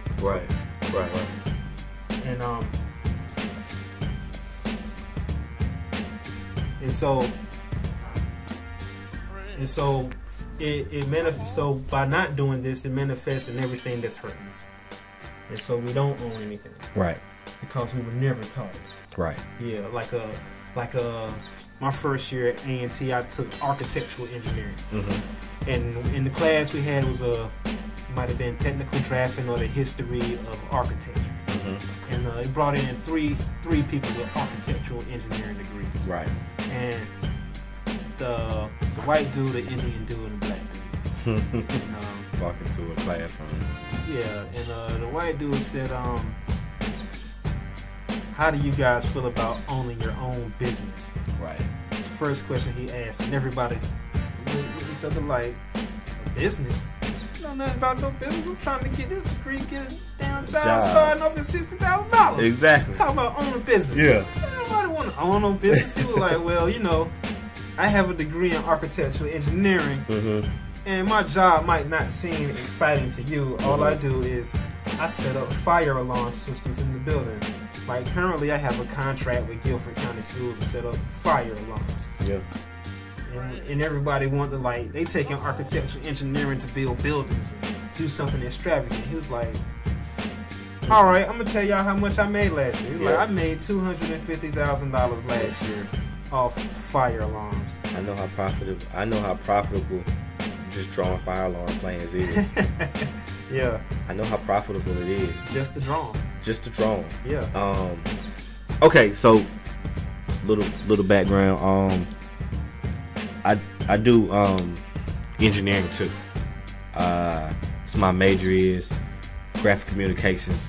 That stems in all graphics. So I can draw your artwork, or I can design your house. That's basically what that means. So I've done a little bit of work in all of those forms. You can actually drive around North Carolina and see a lot of my work. Talent Student Union at NC State, countertops in the DPAC, and I'm done bragging. So I remember working. I'm sorry for cutting you off, but I remember working, and one of the guys I was working with was like, yeah, man, I'm doing these fire alarm plans. And he was like, I do about 10 of them in a day. They're real easy, but we make a shitload of money off of them. He was like, man, it's like $10,000 a plan. $10,000 a plan. $10,000 a plan. He had a stack of them like that thick. Wow. And he was just knocking them out, like throwing them in the back. So I know how profitable those joints are. Yeah. Yeah. All right, my bad. Nah, that was pretty much the gist of the story, but we was never taught ownership. Yeah. And I always had the entrepreneurial spirit. Right. Yeah, but I never thought about like owning stuff and being the boss. And the first time I experimented with it was in college when I had a cigar business. Oh yeah. In college. Okay. Yeah. And you know, that was pretty profitable. But that was the last time I had my taste of ownership. But like inside my head, I talked to myself like Dame Dash was talking in the interview. I talked to myself. Right. So Yeah. I got the message off gate, and I totally wasn't offended. Exactly. You know what I'm saying? Yeah. I was in pews of church. Preach. Yeah. Amen. Yeah. You was the amen corner. Yeah. Like I was at work. I stopped working. I'm at work. My supervisor looking at me, and I'm sitting here putting a screen like, hell yeah. That's what I'm talking about. Damn right. Yeah. I was like, that's what I've been saying the whole time. What was I at? Yeah. Okay. So when I got that first taste of being successful, of running my own business, I never wanted to work for another person ever again. Like I got a job now. Right. And I use my extra income from my job to build something such as this. I own my own business.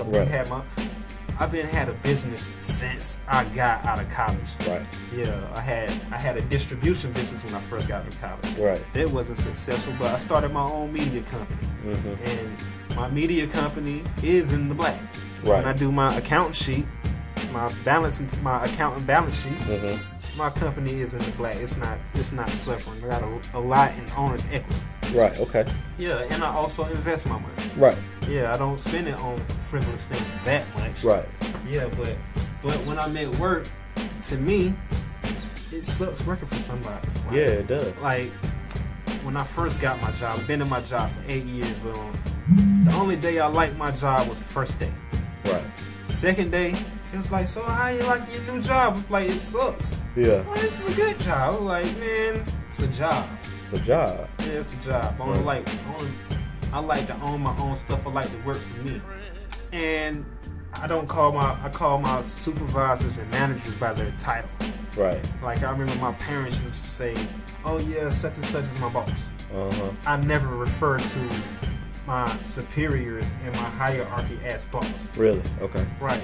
And I know I work a job, but I choose to work a job. A job is not a given. A job is a choice. You can choose not to have that job, and you can choose to go into your own business. So I look at my job as funding my own business. I choose to go to work and work 12 hours a day and work 60 hours a week to fund. I am the boss of that. Right. Yeah. I'm the boss of me. Yeah. I choose to work there. Instead of going to get a bank loan, you choose to work for it. Yeah.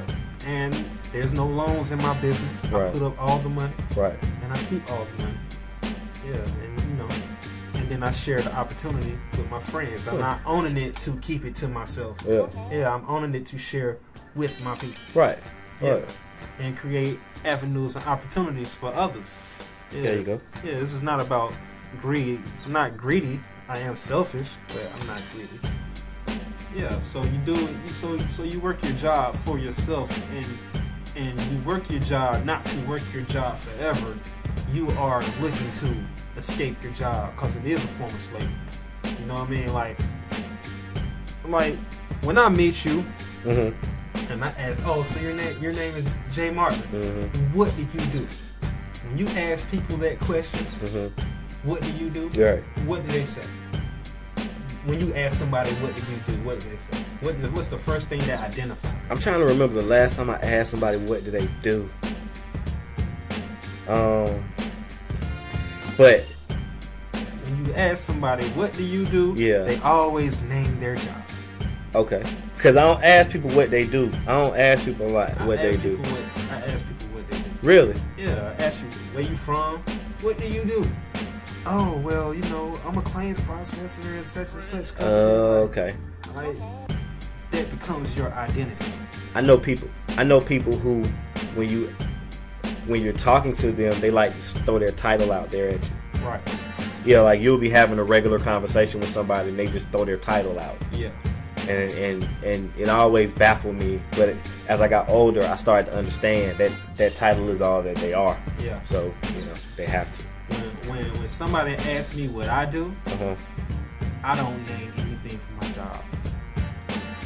I feel that. Yeah. I feel that. Unless they ask me, where do I work? Yeah. Then we can get into that. But when they say, what do you do? Like, I'm I.B. Einstein. I own a media company. Right. Yeah.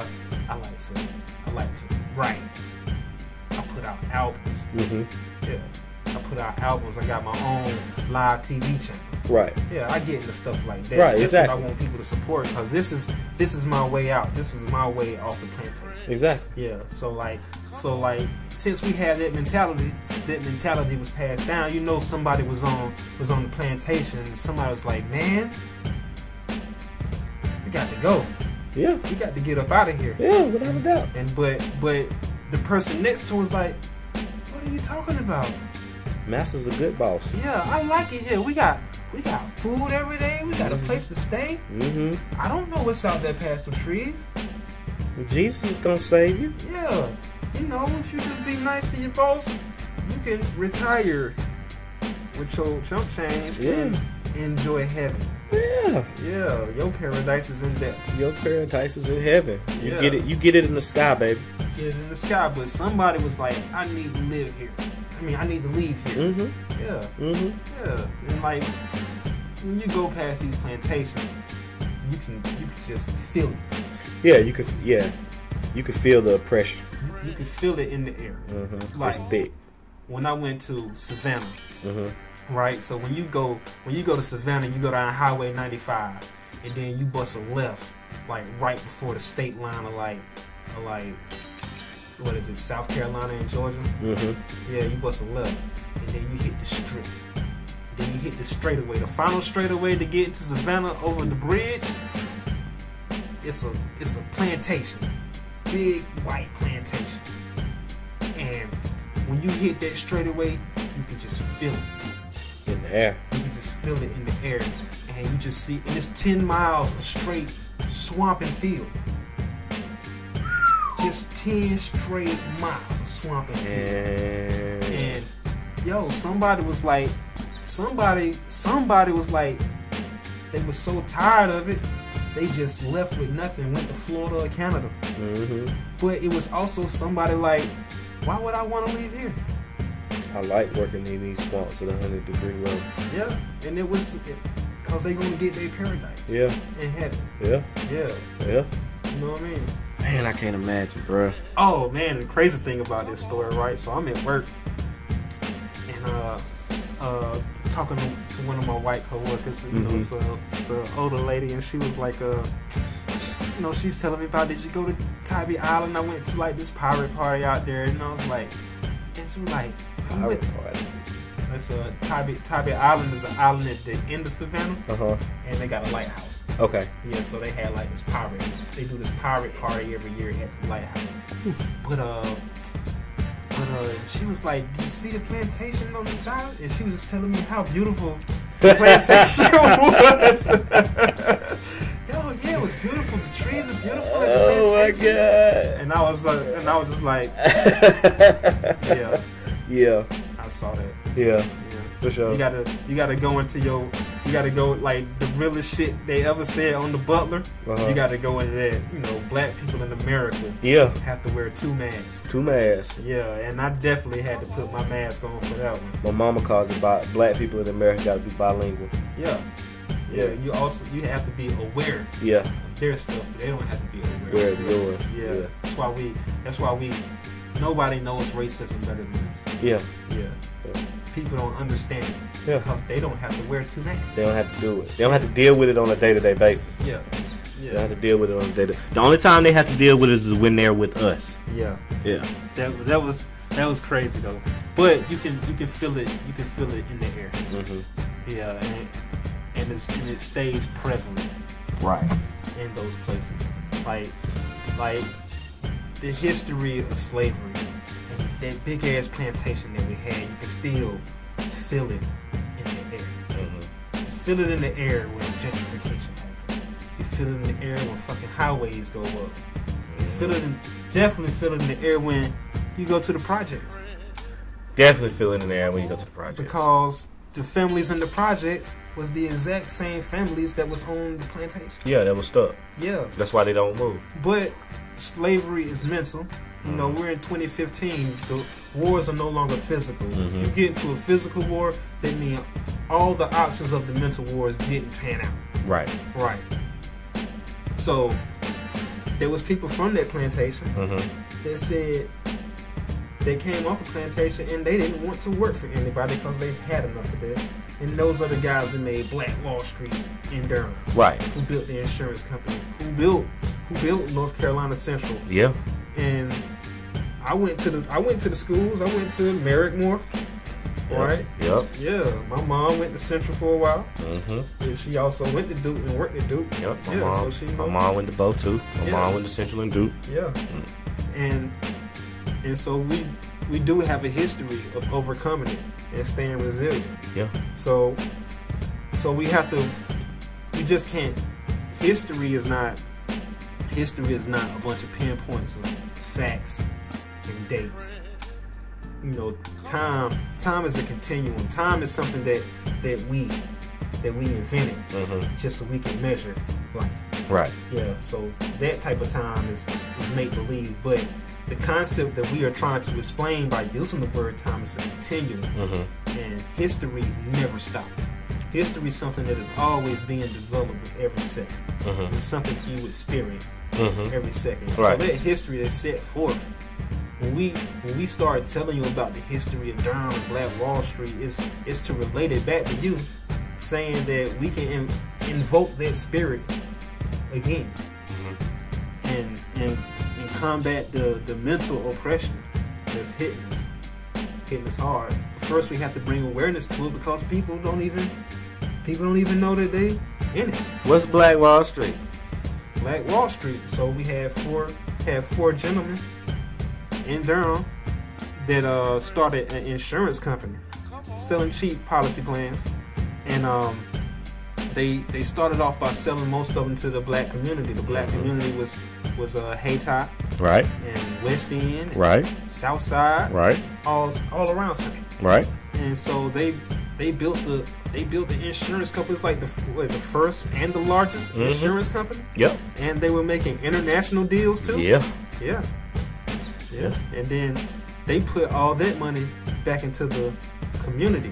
Yeah. And it wasn't just a black community. It was a self-sufficient black community. Right. So even if part of that community was poor, it was still self-sufficient. The money didn't have to go outside the community. And we have more money than they had now. The difference is that our money goes outside of the community. Outside the community. So we're doing less with more when they were doing more with less. Right. Yeah. And we can learn from them, you know, and their power dwindled when they started making deals with the Dukes. The Dukes. Yeah. And so the Dukes came in, became culture vultures. You know what I'm saying? Took from their culture and then turned around and exploited us with the culture, and they used the gentleman that made Black Wall Street as a buffer. Yeah. See, because Black Wall Street created a middle class, a black middle class in Durham. But once the middle class gets exploited, the middle class is used as a buffer from the lower class. So when the lower class get poorer and they want to riot and they want to see change and revolution and the stuff gets rowdy, they get the middle class to come calm you down because they don't want to do it. Stuff like go control your people. Yeah. Call them the black bourgeoisie. Yeah, the black bourgeoisie. I got the book. Yeah. So the black bourgeoisie did a whole study on black middle class in America. Yep. Yeah. And so I know some of them. And after that happens, the black middle class also gets gutted. Yeah, until we have nothing. Yeah. And these places are still here today. Hayti is gone, but we still have the church. Still got the church. Still, and we got what? You talking about White Rock? No, Hayti. Oh yeah, Hayti, and you know White Rock was built by Mary Moore and all them too. Word. Yeah. So we still have some things that are a positive resemblance from that whole Paris Street movement. But you know, and that's the importance of teaching that history. We don't want to keep talking about racism and oppression to where that's the only thing on your mind. Once you are aware of it and you know about it, you don't really have to talk about it anymore. You can start working on solutions. So the reason why we teach the history, like we don't teach you about building the Black Walls. We don't teach you about black man built pyramids just so you can feel good about yourself that black people built pyramids. It's to show you that this is what you are capable of. Now take your black ass out there and go build something. Right. Yeah. Go build you a Black Wall Street with nothing. Exactly. There's a dude off the plantation. Yeah. A barber. Yep. And what was the other two? Dude off a plantation, a barber. I don't know what the other two were. What was Mary? Mary Moore was a doctor, I believe. Doctor. And Spalding was a lawyer, I want to say. Look it up. I don't know. And one of them was just like, one of them just had a hustle man. But you had that was the barber. Yeah, so you had 4 people from 4 different classes. Yeah. Come together to make that. It just weren't 4 rich dudes or 4 middle class dudes. You had one from each walk of society. Yeah. And 2 of them came directly off the plantation. Off the plantation. Yeah, they was born in slavery. Yeah. And came off and helped make that. Yeah. Yeah. Call that God power. Yeah. It's a solidarity. See, we practice classism within ourselves.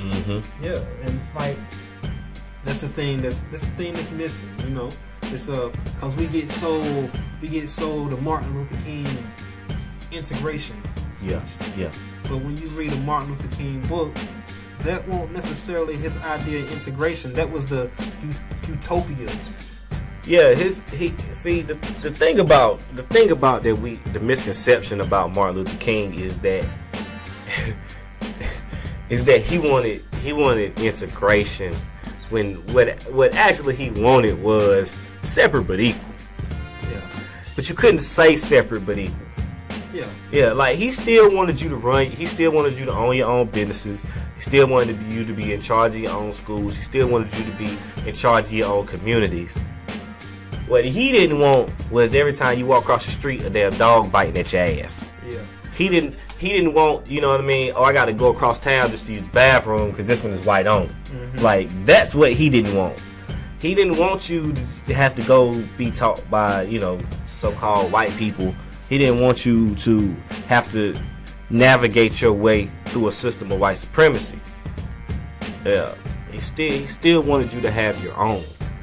Yeah. That's the misconception. We can go into all the misconceptions of Martin Luther King Jr. We can do a whole show on just that. But the point I wanted to make about integration was like we can relate it back to sports.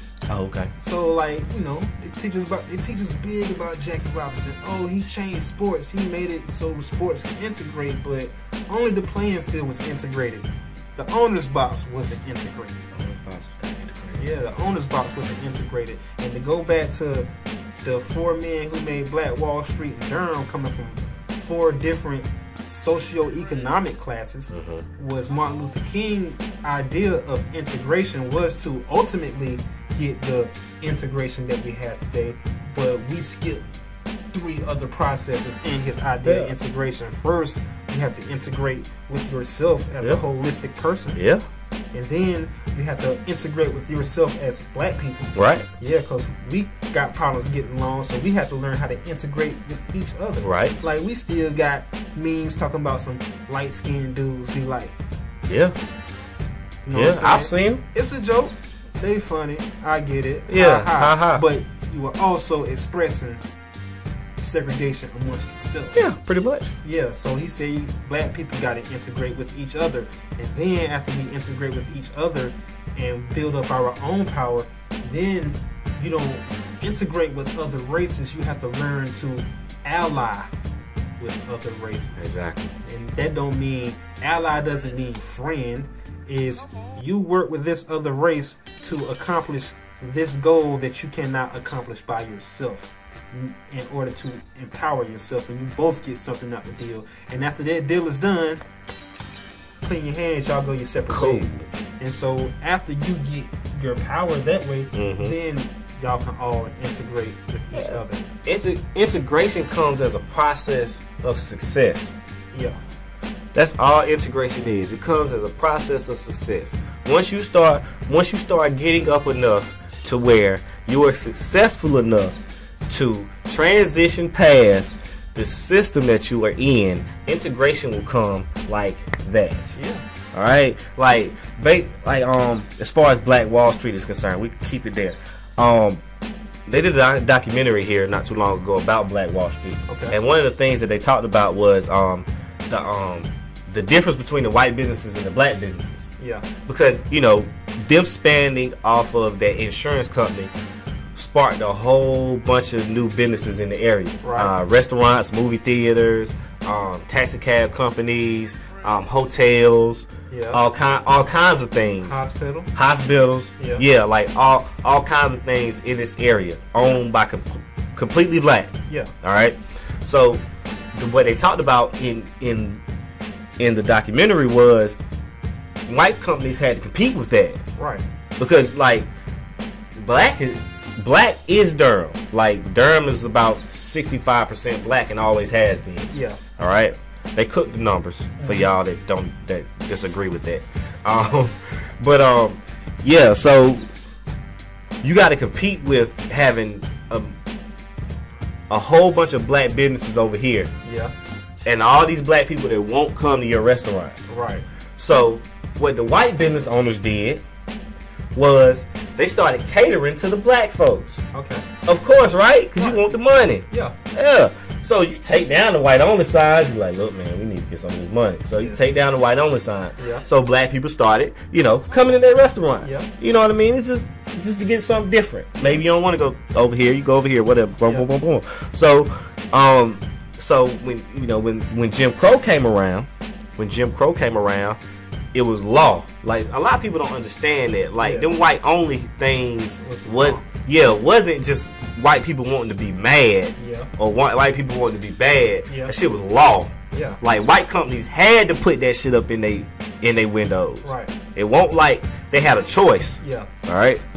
So what happened was when Jim Crow came around, those black people that were catering to these restaurants or coming to these restaurants for business, or to eat or whatever they were doing in the restaurants, the police would come, and there was one business owner in particular who would talk about his dad, and he said the police would come in and he would tell them that you can't serve these black folks at your bar. Yeah. Like, because black folks can't sit down and eat at the bar with white folks. Okay. All right, when Jim Crow came around. So, in the spirit of him losing money, he came up with the idea. Which is? And the idea was to get rid of the chairs at the bar. Yeah.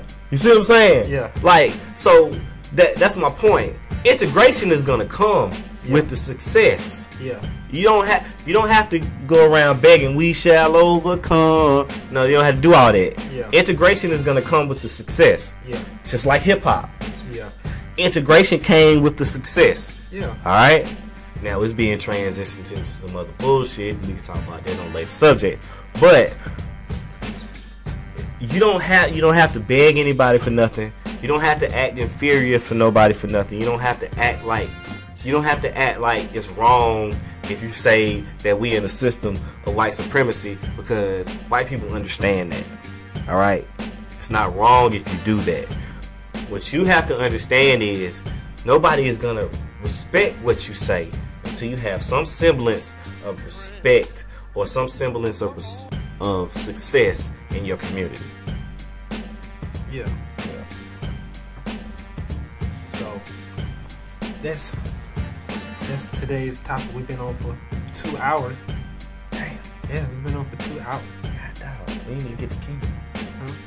Yeah. Well, you want to talk about Kendrick album? I mean, we can. I mean, you done gone off now, right? Nah, I mean, we can talk about it. I mean, you know, it is what it is. Yeah, it's great. Why? What message was he trying to kick about the culture? What was he kicking to us? Because he's speaking to us. He's speaking directly. The cover states that he's speaking directly to us. Yeah. I think he was trying to tell us, look, man, it's some evil out here, and if you don't understand it, it will get a hold of you. Yeah. You know what I mean? I think the premise of the album was him seeing a little bit of success, and understanding that him seeing that success, he was going to be transitioned into a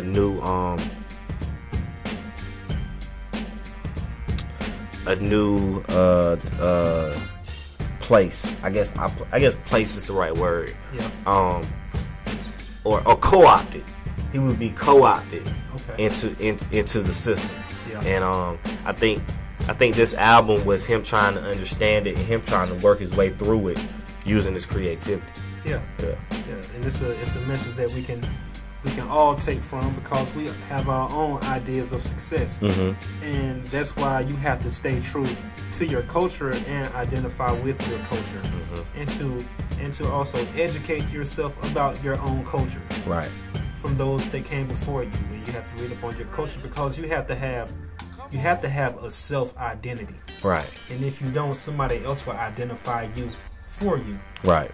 Yeah. So you have to stick to that and not sell out for success. There you go. You can wear your mask for success, but you don't give away your integrity, right, and your character. Gotcha. Because you got to have a self-identification, and your culture protects your self-identification. I'm with it. Yeah. So that was today's show, and this is InvinciBullTV. That's InvinciBull for Bull City, where the gods are immortal and the people are unstoppable. I'm your host, IB Einstein, the local leader in black media. That's IB because I am that I am in soul, and Einstein because I am a development of intelligence in my human experience. And I have my co-host, what up, Jay Martin, He will be back on rocking with me soon. So we'll see you. Are we going to do a show next Sunday at 6? For Easter? Yeah, we should do a show next Sunday at 6. Ooh, Easter. We ain't gonna touch. We gonna touch on. I might do Easter for the IBI show. Okay, yeah, that'll be yeah. Cause you can go deeper into it. I can go deeper into it. Or we might bring it up. So we can talk about the nuances though. Like I can't get into all the spiritual stuff with you. I can scratch the surface. Yeah. But we can talk about the nuances. We can talk about why niggas never go to church all year and then show up at church on Easter Sunday like it's all good. We can talk about that. Yeah. I mean, or you can email some suggestions to us. For sure. Yeah, you have his email, you have mine. Mine is logobmedia@yahoo.com. Okay. Mine is JAIMARTIN@live.com. LIVE live. And you can find me on Instagram at IBEinstein. That is do I got an underscore in my name? I don't even know. Shit, I don't know. That's something I always get confused about on my Insta. Yeah, IB_. IB_Einstein. That's IB_EINSTINE.